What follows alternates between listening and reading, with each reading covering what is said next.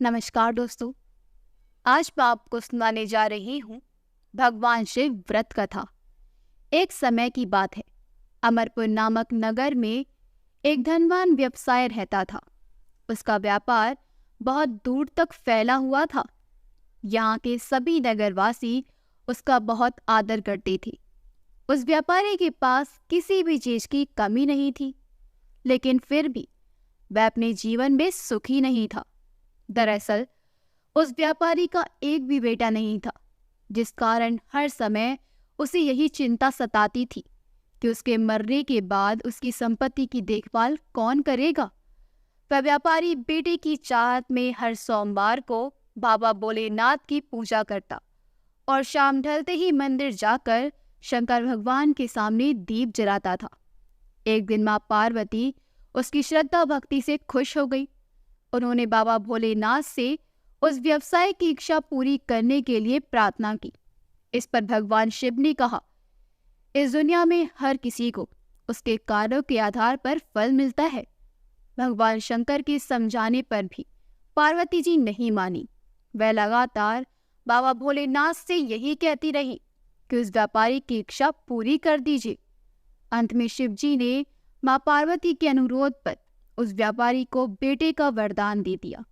आशीर्वाद देने के बाद भगवान शंकर ने पार्वती माता से कहा, मैंने आपके अनुरोध पर उस व्यापारी को बेटे की प्राप्ति का आशीर्वाद दे तो दिया है, लेकिन उसका बेटा केवल 16 साल की उम्र तक ही जीवित रहेगा।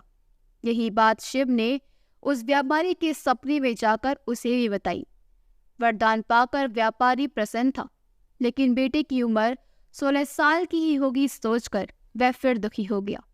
वह पहले की तरह फिर से हर सोमवार को भगवान शंकर की पूजा करने लगा। कुछ महीने बीतने के बाद उसके घर में एक बच्चे ने जन्म लिया जो बहुत सुंदर था। उसका नाम अमर रखा गया। बेटे के जन्म के साथ ही व्यापारी के घर में खुशियां छा गई। बेटे के जन्म की खुशी में एक समारोह का भी आयोजन किया गया। इस जश्न के माहौल में व्यापारी अभी भी दुखी था। हर समय से यह डर लगा रहता था कि उसका बेटा अधिक दिनों तक जीवित नहीं रह सकेगा। धीरे धीरे समय बीतता गया और उसका बेटा अमर 12 साल का हो गया। एक दिन व्यापारी ने अपने बेटे को अपनी पत्नी के भाई दीपचंद के साथ पढ़ाई के लिए बनारस भेज दिया।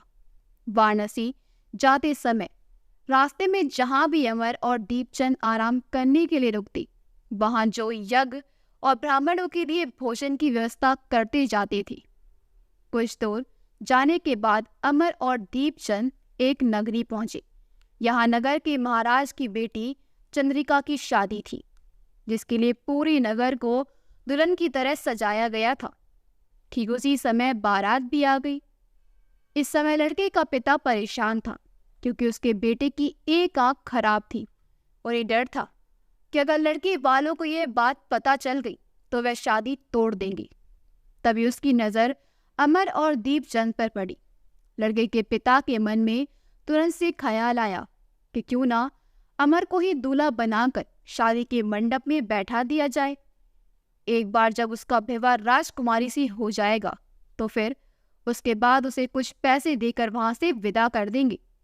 फिर राजकुमारी और अपने बेटे को अपने घर ले जाएंगे। लड़के के पिता ने बिना देरी किए दीपचंद से इस बारे में बात की और धन का प्रस्ताव रखा। दीपचंद ने पैसों की लालच में आकर तुरंत हाँ बोल दिया और अमन को दूल्हा बनाकर मंडप में बैठा दिया। यहाँ राजा ने राजकुमारी का कन्यादान कर विवाह संपन्न कराया और बहुत सारी संपत्ति के साथ अपनी बेटी को विदा किया। शादी के बाद जब अमर वहां से लौट रहा था तो उसे लगा कि झूठ बोलना सही नहीं है और उसने राजकुमारी चंद्रिका के दुपट्टे पर सारी सच्चाई लिख दी। अमन ने लिखा, प्रिय राजकुमारी चंद्रिका, तुम्हारे साथ छल हुआ है। तुम्हारा विवाह मेरे साथ कराया गया है। मैं एक व्यापारी का पुत्र हूँ और फिलहाल पढ़ाई के लिए वाराणसी जा रहा हूँ। तुम्हारी शादी जिससे तय हुई थी उसकी एक आंख खराब है। राजकुमारी ने ये सच जानने के बाद उस लड़के के साथ जाने से इनकार कर दिया और अपने पिता के साथ ही रहने लगी। उधर अमर वाराणसी के गुरुकुल में पहुंचकर पढ़ाई करने लगा। धीरे धीरे समय बीतता गया और अमर 16 साल का हो गया। इस दौरान उसने एक महायज्ञ का आयोजन किया। यज्ञ समाप्त होने के बाद अमर ने सभी ब्राह्मणों को खाना खिलाया और उन्हें कपड़े दिए। सारे काम खत्म करने के बाद अमर रात में अपने कमरे में सोने चला गया। भगवान शंकर के वरदान के मुताबिक उसी रात अमर के प्राण चले गए। अगली सुबह जब दीपचंद उसके कमरे में पहुंचा तो उसने देखा कि अमर जीवित नहीं है। वह जोर जोर से रोने लगा। उसके रोने की आवाज सुनकर आसपास के लोग भी इकट्ठा हो गए और अपना दुख जताने लगे। दीपचंद के रोने की आवाज भगवान शिव और मां पार्वती के कानों तक भी पहुंची। ये सुन माता पार्वती ने कहा, हे स्वामी, मैं दीपचंद के रोने की इस आवाज को बर्दाश्त नहीं कर पा रही हूँ। कृपा करके इसके दुख को दूर करें। पार्वती जी की बात सुनकर बाबा भोलेनाथ अमर के पास पहुंचे। यहाँ उन्होंने देखा कि ये तो वही बालक है जिसे केवल 16 साल की उम्र तक ही जीवित रहने का आशीर्वाद मिला था। इसके बाद भगवान शिव सीधे मां पार्वती के पास पहुंचे और कहा, हे गौरी, मरने वाला बालक उसी व्यापारी का पुत्र है। इसने अपनी उम्र पूरी कर ली है। ये सुन माता पार्वती ने भगवान शिव से एक बार फिर से आग्रह किया। उन्होंने कहा, स्वामी, आप कृपा करके इस बालक को दोबारा जीवित कर दें। इसे मृत देख इसके माता पिता भी अपने प्राण त्याग देंगे। माता पार्वती ने बाबा भोलेनाथ को याद दिलाया कि अमर के पिता उनके सबसे बड़े भक्त हैं। कई सालों से वह हर सोमवार को उनकी पूजा करते आ रहे हैं। मां गौरी के अनुरोध पर भगवान शंकर ने अमर को जीवित होने का आशीर्वाद दिया और अमर दोबारा जिंदा हो गया। कुछ समय बाद जब अमर की पढ़ाई पूरी हो गई तो वह अपने मामा दीपचंद के साथ वापस अपने गांव चला गया। चलते चलते दोनों उसी नगरी में जा पहुंचे जहां राजकुमारी चंद्रिका से उसका विवाह हुआ था। यहाँ पहुंचकर अमर ने एक महायज्ञ किया। तभी पास से गुजर रहे उस नगर के महाराज ने महायज्ञ होते देखा। महाराज ने एक ही पल में अमर को पहचान लिया और महायज्ञ के समाप्त होते ही वो अमर और दीपचंद को अपने साथ ले गए। कुछ दिनों तक उन्होंने अमर और दीपचंद को अपने महल में ही रखा। उसके बाद महाराज ने संपत्ति और कपड़े देकर राजकुमारी को अमर के साथ भेज दिया। महाराज ने रास्ते में उनकी रक्षा के लिए कुछ सैनिक भी भेज दिए। दीपचंद भी महल से अपने नगर पहुंचा और दूत के हाथों अमर के आने की सूचना व्यापारी तक पहुंचाई। व्यापारी को जैसे ही पता चला कि उसका बेटा 16 साल की उम्र के बाद भी जीवित है तो वह बहुत खुश हुआ। दरअसल व्यापारी और उसकी पत्नी दोनों ने खुद को एक कमरे में बंद कर लिया था। वह बिना कुछ खाए पिए अपने बेटे का इंतजार कर रहे थे। दोनों ने ये प्रण लिया था कि अगर उन्हें अपने बेटे की मौत की खबर मिली तो वह भी अपनी जान दे देंगे। दूत की बात सुनकर व्यापारी और उसकी पत्नी नगरी के अन्य लोगों के साथ अपने बेटे के स्वागत के लिए नगर के गेट के पास पहुंचे।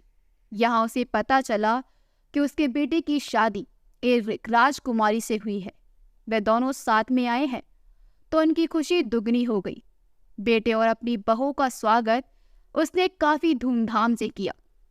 उसी रात एक बार फिर से बाबा भोलेनाथ व्यापारी के सपने में आए और कहा, मैं तुम्हारी भक्ति से खुश हूँ।